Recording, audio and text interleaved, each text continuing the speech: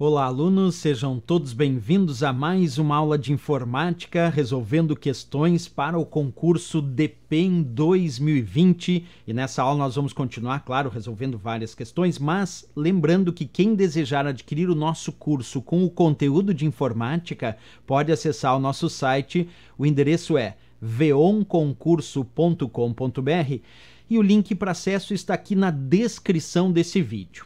Bem, pessoal, a aula de hoje é muito importante porque ela vai falar de uma questão que, para resolver ela, a gente precisa um conhecimento bem aprofundado em relação ao que o edital pede. Então, eu quero que vocês prestem bem atenção na questão e depois em toda a explicação que eu vou passar é super importante para a tua prova. Vem comigo então, olha só o que a questão diz. Julgue o próximo item relativo a RAID. Os conjuntos de RAID dos níveis de 1 a 6 utilizam algoritmos para calcular a paridade dos dados e garantir a redundância no armazenamento, certo ou errado? E aí, pessoal, alguém vai me dizer, professor, que assunto é esse RAID? O que é esse assunto? Então, antes de me responder se está certo ou errado, vamos entender dentro do estudo do tópico Sistema de Armazenamento de Dados ou Sistema de Armazenamento em Discos, o que significa RAID. Se a gente for pegar a tradução do termo RAID literal, nós teríamos conjunto redundante de discos independentes. Então é uma forma de armazenamento de dados, onde nós vamos usar um conjunto redundante de discos independentes. Só que eu tenho uma historinha para te contar. Nem todos os sistemas RAID são de fato redundantes. Ah, professor, e agora? Como é que o termo diz conjunto redundante de discos independentes? Bem, vamos começar então a partir desse tópico que eu vou mostrar aqui para vocês. Existem vários níveis de RAID. Tem um nível de RAID chamado nível 0, é o RAID 0.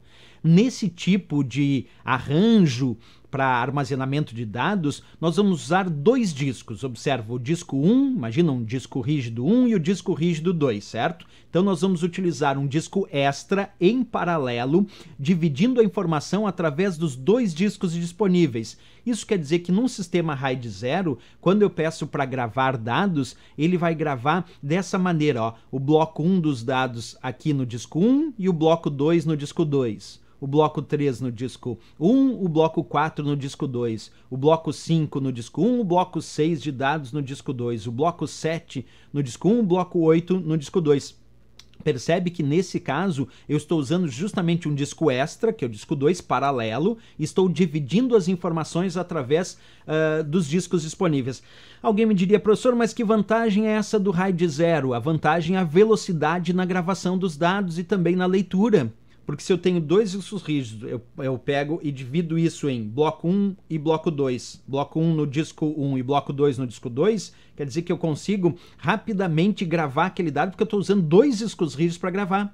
Só que nesse caso eu não tenho redundância dos dados, pessoal. Observa, os discos funcionam como apenas um, na verdade são dois, mas estão funcionando como se fossem apenas um, multiplicando a performance, quer dizer, a velocidade geral pelo número de discos utilizados no conjunto. Então, se o conjunto tem dois discos, fica muito mais rápido gravar os dados, porque eu estou gravando parte dos dados no disco rígido 1, parte no disco rígido 2, e isso faz com que eu não precise gravar tudo só num disco.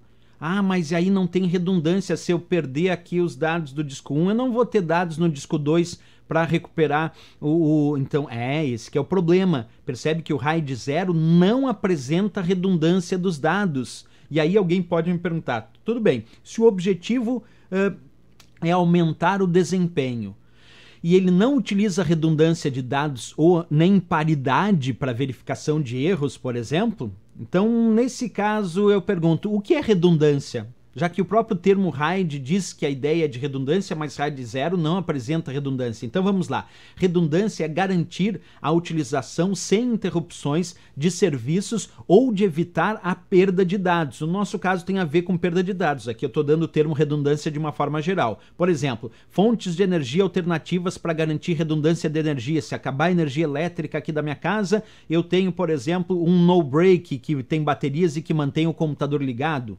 Isso é redundância de energia, mas tem a redundância em relação ao armazenamento de dados, quer dizer, múltiplos locais de armazenamento de dados, porque caso eu perca os dados originais, eu tenho uma cópia, eu tenho os mesmos dados em outro disco rígido. Isso é redundância, e o RAID 0 não dá redundância. E também não dá paridade. Mas o que é paridade? Basicamente, quando a gente pensa em sistemas de armazenamento de dados, a paridade é utilizada para detectar erros nas transmissões e, no nosso caso aqui, erros no armazenamento de dados. Consiste basicamente em adicionar um bit adicional para cada grupo de bits que é armazenado. Então, eu crio um bit de paridade justamente para detectar algum tipo de erro na transmissão desses dados ou no armazenamento desses dados. Exemplo, vamos anexar um bit de paridade extra a cada byte que é transmitido.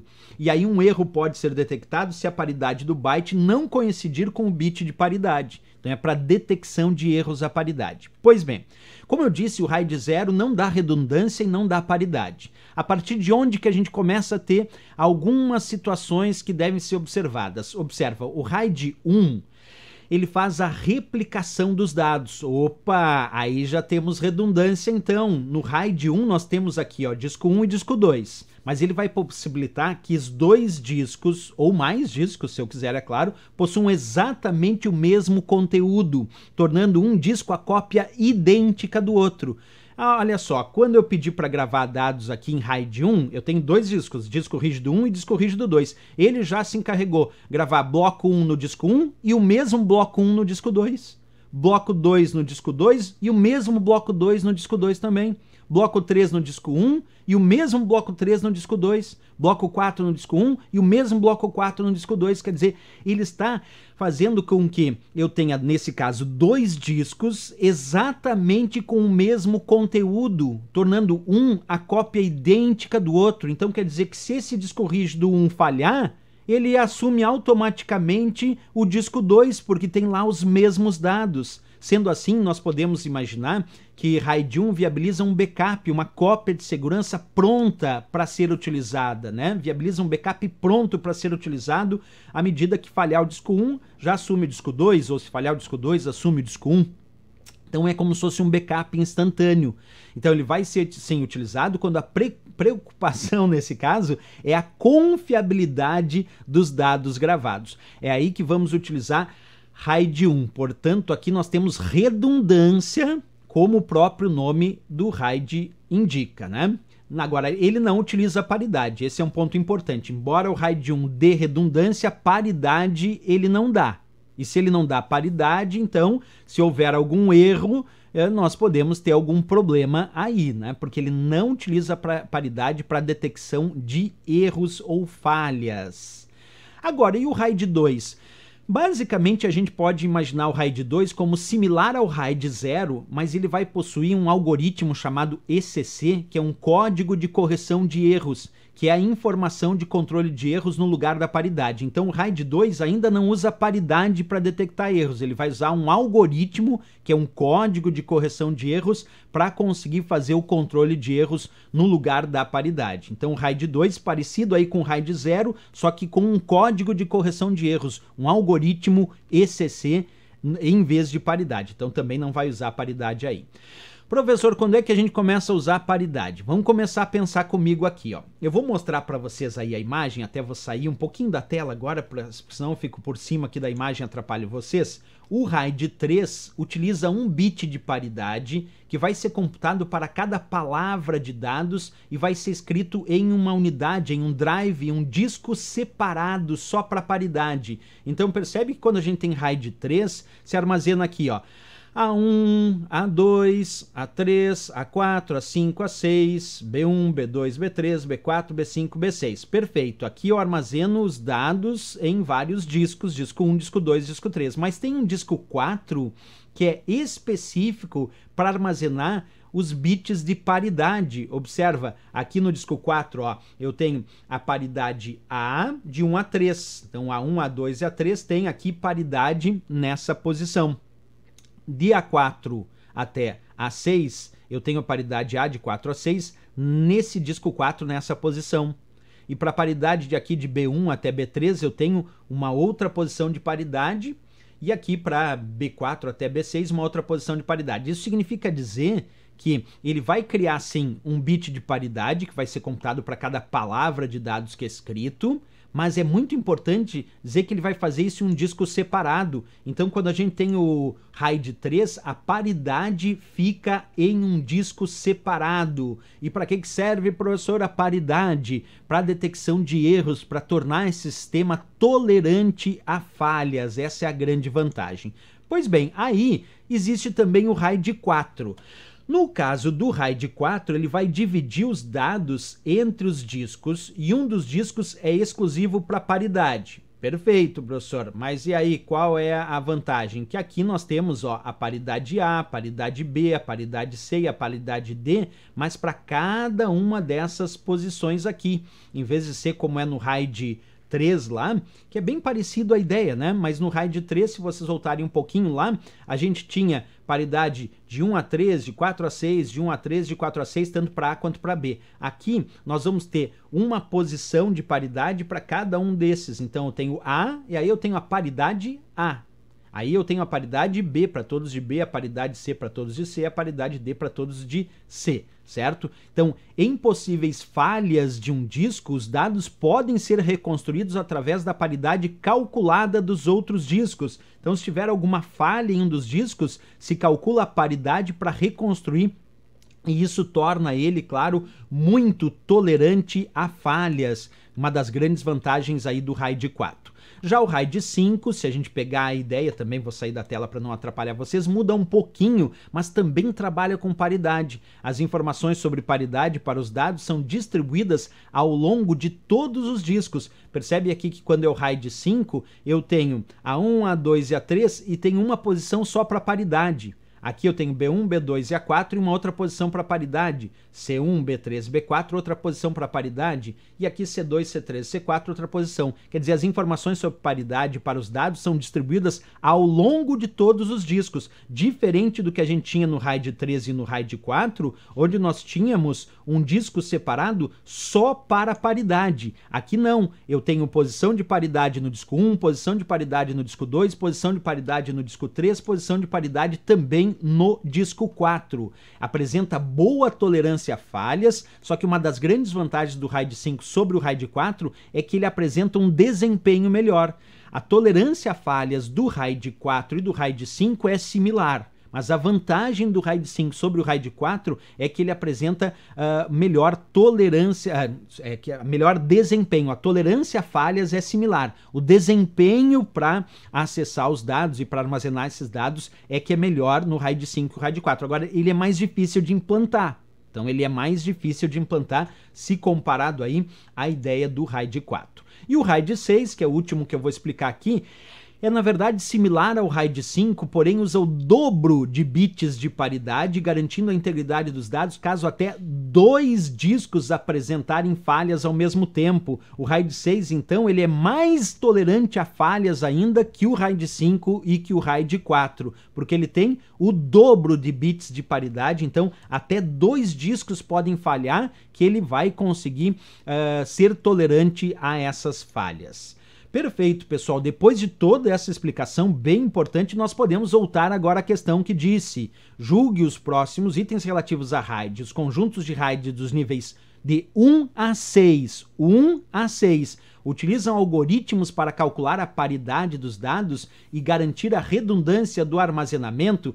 Errado, pessoal. Nem todos de 1 a 6 apresentam paridade. Nem todos apresentam paridade. A gente viu isso quando a gente fala sobre a questão, professor, paridade serve para quê? Para detecção de erros e tornar eles tolerantes a falhas, certo? Mas, por exemplo, se a gente pegar sistemas como o RAID 1 e o RAID 2 até tem um algoritmo ECC para calcular possíveis falhas, certo?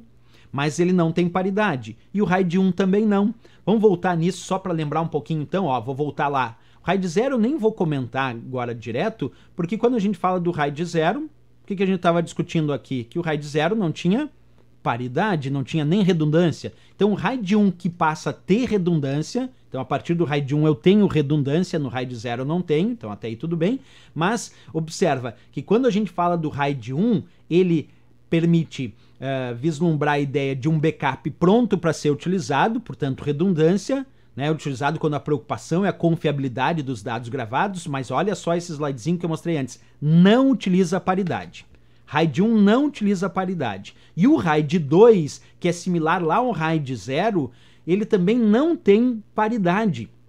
Na verdade, ele usa um código de correção de erros, um algoritmo que permite correção de erros, fazer o controle de erros no lugar da paridade. A gente passa a ter paridade a partir do RAID 3. Aí sim eu disse que tem um drive exclusivo, um disco exclusivo para paridade. Isso também temos, lembra lá no RAID 4, um outro disco exclusivo para paridade. E no RAID 5 nós temos a paridade ao longo dos discos. E o RAID 6 então apresenta 2 bits de paridade. Então tá errado aqui, né, a questão, porque a questão disse, ó, o conjunto de RAIDs do nível de 1 a 6 utilizam algoritmos para calcular a paridade dos dados e garantir a redundância do armazenamento. Bem, de 1 a 6 tem redundância, perfeito, mas nem todos utilizam paridade como a gente viu ali. Então marcamos como errado. Valeu, pessoal! Mais uma questão interessantíssima resolvida, e se gostou do nosso vídeo, não esquece, marca um gostei, se inscreve aqui no nosso canal e lembra também de deixar comentários dizendo o que vocês estão achando dessa série de vídeos. Eu espero vocês na próxima aula. Grande abraço a todos e bons estudos!